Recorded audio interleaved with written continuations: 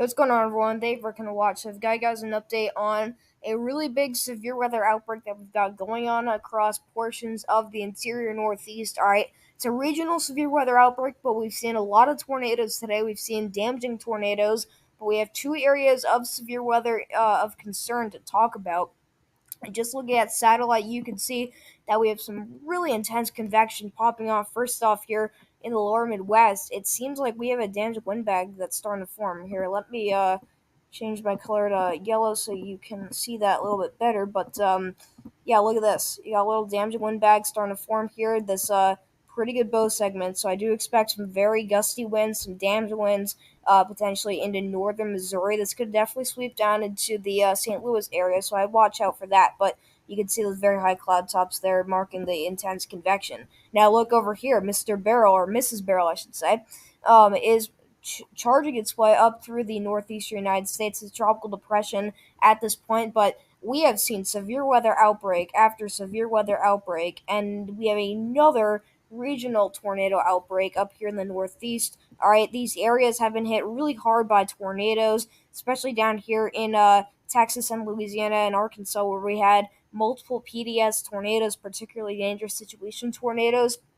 All right, and we just saw ourselves get into a very sticky situation there. So if you ever find yourself in the path of severe weather, go ahead to Davis Does Weather or Roman the Weather Guy. All right, they're good friends of mine, and they do excellent weather coverage, and they do it as much as they can, whenever they can, whenever severe weather strikes. So if you're looking for any coverage for severe weather to stay safe out there, I guarantee you that they will be live for you. But in a few months, I'll be able to live stream myself, and when that day comes, then that'll be really exciting. So then you guys can stick with me and watch me. But anyways, we just got a lot of convection going on up there in the Northeast with some pretty good thunderstorms. Notice how there is some thunderstorm action developing down here into Delmarva and Northern Virginia. A lot of severe storms are definitely possible down there. All right, I would definitely watch out for a isolated threat for storm or two, as this line will be sweeping its way over to the east. And so yeah, it's gonna take care of this portion of the video. Now I'm gonna actually go over to the National Weather Service homepage just so I can get a look at our alerts here. I forgot to set that up, but we're going to do it on the fly.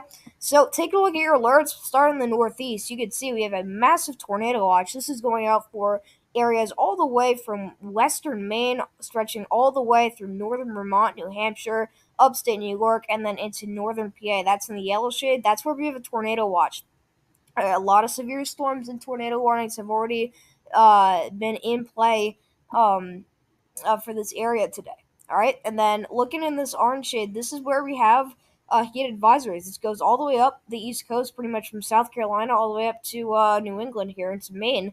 All right, all the way up in I-95 corridor, we have really intense heat. So we have some heat advisories in effect in the orange shade. And look at this. If you zoom in here, that's in the pink shade or purple shade, I guess you could call it. We have excessive heat warnings for portions of central and southern New Jersey, into the Pennsylvania area, into the Philadelphia area of Pennsylvania there. That's where we're expecting really, really brutally hot temperatures in this second or third round of extreme heat on the eastern seaboard.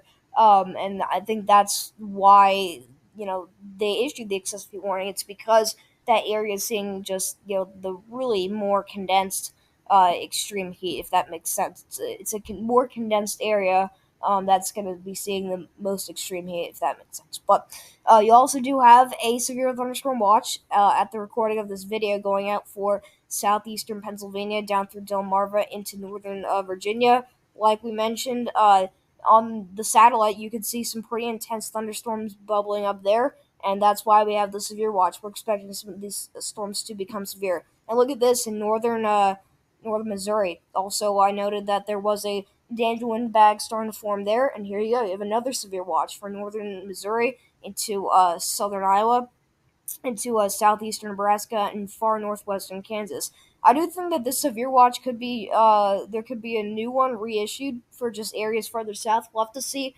if that line holds up well. All right, if it does, I do expect this another severe watch to be issued, because obviously we'll have a higher threat or just another threat for severe thunderstorms in general. But if it weakens, then I do think that we'll stick with just a non-severe threat of thunderstorms out there in more like the St. Louis area. But finally, on the West Coast, you're greeted with a ton of heat related alerts. You can see everybody here in this pink shade, purple shade. You guys are currently getting excessive heat warnings. We're seeing record shattering heat, especially in the hills and valleys of Southern California. Death Valley actually got up to, I think, 129. Forgot what day it was, but I know that that temperature was recorded. So near 130 degrees at max here, which is absolutely insane, guys. But when you have heat that's getting into that kind of range, I mean, that's when cars can melt. That's where garbage cans can melt. If you have like I don't know what garbage cans will be made of these days, but you know what I mean. It's not. I don't think it's plastic, but you know what material garbage cans are made of. Like I feel like I don't know. It's just that material is going to be melting because of how hot it is. So if you have like just a standard garbage can or like a recycling can, I guarantee you that if you have over 115, 120-degree heat, some of that kind of stuff is going to melt. All right, and that's what we're seeing all across the West Coast. And if you're in the hot pink shade, you have a red flag warning that's going out for northeastern sections of Washington State. You also do have portions of Idaho included in that as well, and then also some spotty areas in that heat advisory if you're in the orange shade. And that's going to take care of your alerts. So we'll move on here. Let's go to the SPC outlook. And as you can see, we have an enhanced risk for severe weather, including upstate New York. This has been shifted to the east because we're expecting more severe weather over, to places farther to the east. So still in the Finger Lakes region, but, points east. So east of Watertown, east of Rochester, Buffalo, north of Binghamton, and then just to the west of Albany. But we will see severe weather move into those regions. But if you look at the tornado threat, we do have a 10%. It's non-hatched, so it's not a significant chance, but I would call this a significant chance by itself. When you get a 10% tornado threat, that's considered a pretty high threat. I don't know why this is not hatched. I don't know why this was never. I don't know why this was never hatched because from what we saw yesterday and what we saw on Monday, I mean, that just tells me already that when you have, another significant day for tornadoes where the models are yet again predicting strong tornadoes, I don't know why you can't hatch that because you've already seen what's happened. So, I mean, the SPC is great. I'm not, getting down on them for this, but just that's my take on the situation here. But if you're in the 5%, you're in the red shade there, and then if you're in the green shade, you're in the 2% risk. All right, you do have a damaged wind threat. It's 15%. Notice how it stretches down into Virginia. That's our Virginia and Delmarva threat getting introduced to us. So a damaged wind gust line, maybe even a squall line, potentially going to form out there. But that's going out for areas extending from southern Vermont, New Hampshire, all the way down through upstate New York. A sliver of northern New Jersey goes through central PA into far western Maryland and northern Virginia. All right, you also have a 5% damage wind threat out there into northern Missouri and northern Iowa. I believe this actually just did get downgraded. No, that's the hail threat. So there is still a slightly elevated threat for damage wind gusts, but it's not too significant. So that also leads me into thinking that we're probably not going to get a severe watch for St. Louis. We still might get it if this overperforms, but that's the current damage wind threat. And then another sneaky 5% out there into southern New Mexico. Watch out because I mean, these desert storms, guys. I'll say they've overperformed like crazy this year. I mean, all the events out there in the desert Southwest. I mean, all of those events have really overperformed. We've seen destructive storms out there. I think we had a few times a storm that got up to 80 dBz. So I mean, basically what that means is that we just have extreme hail following those storms. I mean, we've had flash flood emergencies. We've had some crazy weather, even though it's the desert out there. But these unpopulated areas have been really slammed by severe weather when we get these little threat, risks. But these little threats and these risks. But yeah, I mean, definitely a chance for some intense winds down there in southern New Mexico.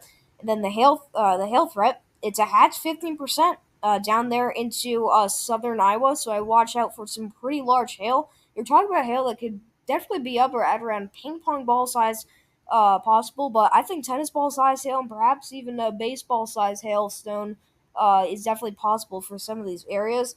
That includes Omaha, Nebraska. That does include areas just to the east of Lincoln, Nebraska, and that's in the yellow shade. Then another 5% surrounding that. You have another sneaky 5%, but this time for hail in south central New Mexico. I watch out for that. South of Albuquerque, north of what is that? That is Las Cruces. I'm not saying that right. I apologize for that. But yeah, just that general area. All right, so we'll go to the day two threat. This is for tomorrow.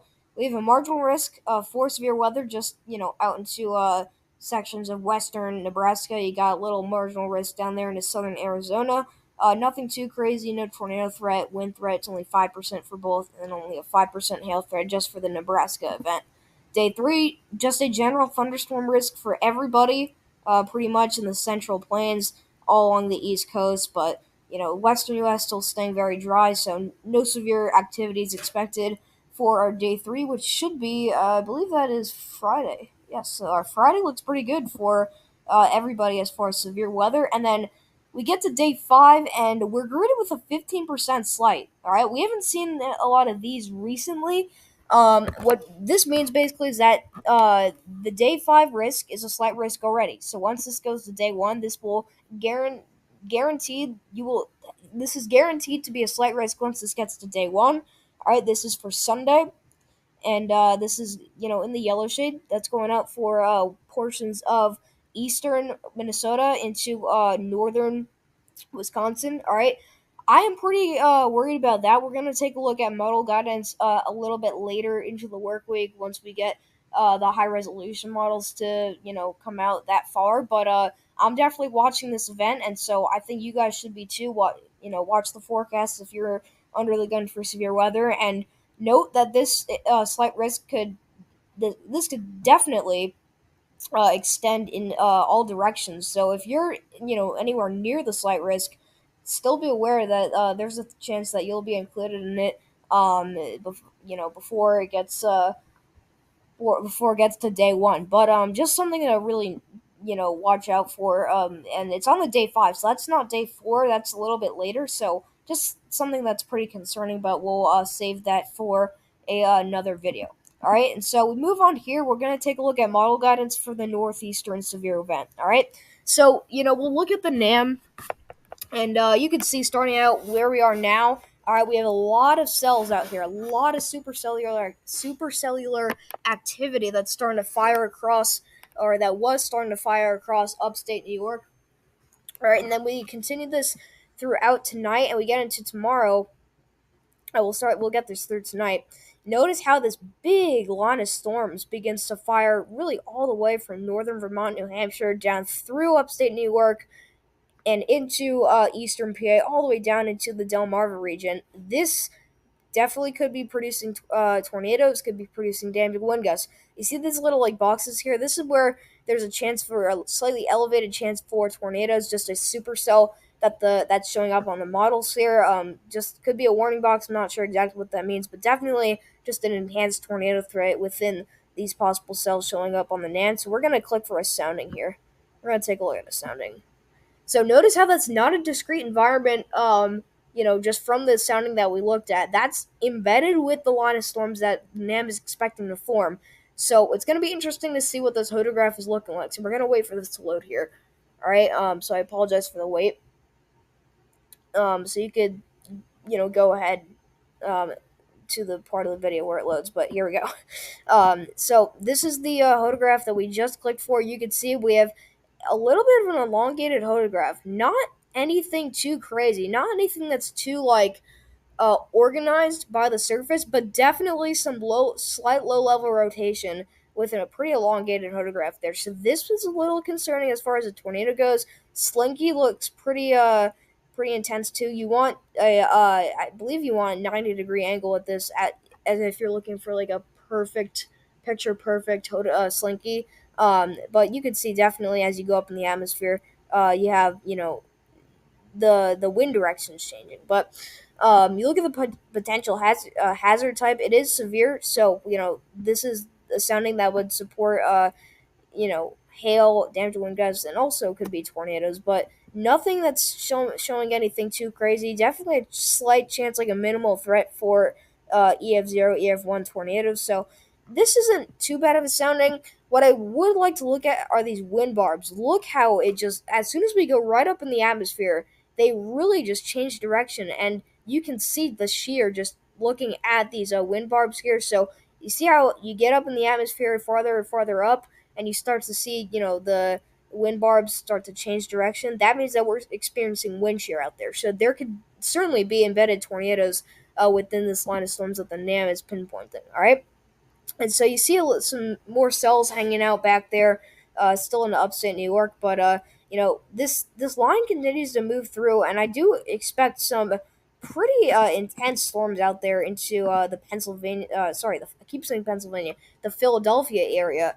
And that's going to be more or less our Delmarva and Virginia threat. I think that this area is definitely going to need to be on standby there for some big time damage and wind gusts. I think that's definitely possible. And then we have some storms that are really raging on out there into the northern sections of New England.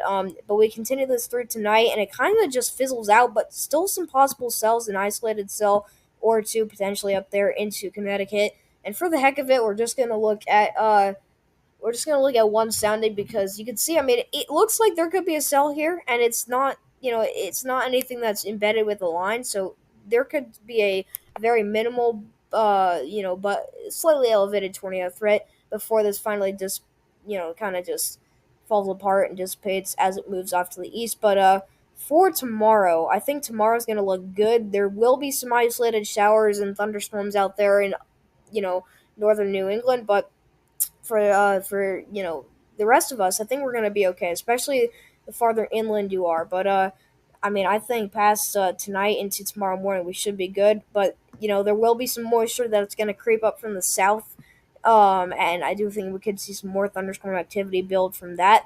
All right, and we'll save that for a separate video if I get one out. But our hodograph has loaded, and yeah, it's nothing too crazy. So I wouldn't, be too worried. I wouldn't be worried at all, actually, if I was in Connecticut. Just maybe isolated cell or two. So that's gonna wrap it up. I don't think anything's gonna be too significant past our damage and wind threat tonight from the line that's currently producing tornadoes. But if you look at the updraft helicity swaths, this just shows us any supercells that could show us any supercells that could produce updraft, which is basically the beginning stages of a tornado being formed.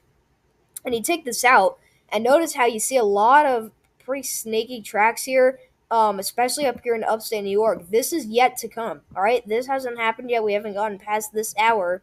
I do think that there could be a pretty intense cell or two, shown by the NAM here in upstate New York. This is far upstate New York, and when you see these tracks down here of some brighter colors, I mean, there's still a real chance that you're going to get more tornadoes today, and so I would watch out for a pretty significant threat for tornadoes as we get into tonight.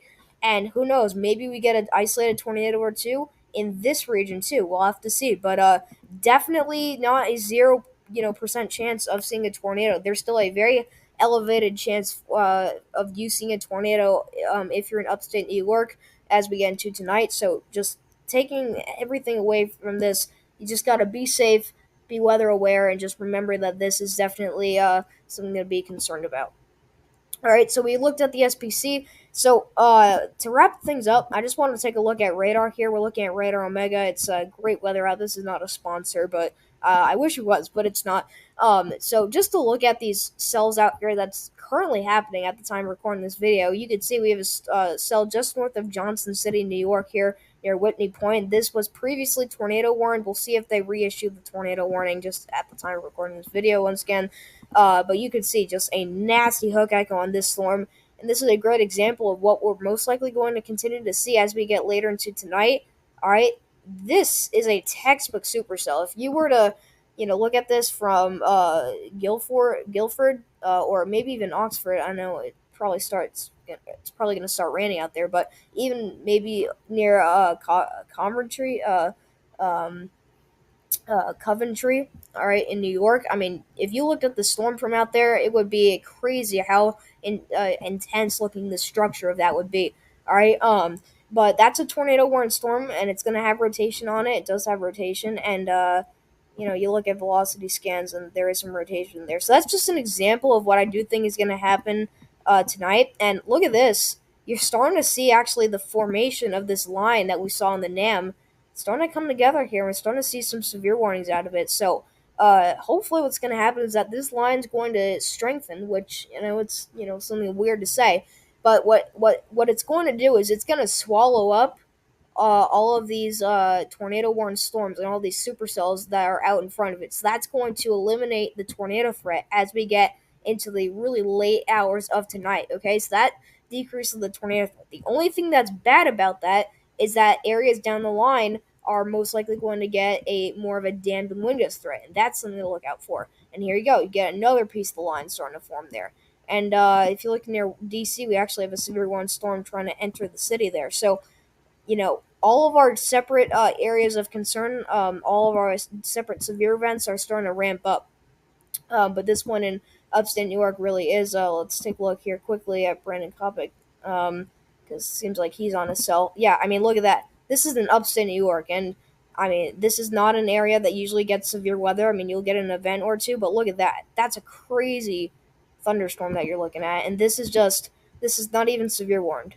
It's not even severe warned. So think if if this storm is only has a special weather statement and it's looking like that, the thing about what this one is looking like down here, which is currently tornado warned and has crazy structure with that nasty hook echo. So that's all I got for you guys. Thank you so much for coming to watch. I will see you guys in the next video. So apologize, that wasn't my greatest video ever. Commentary wasn't great in that video, but just kind of hot and cold sometimes during my videos.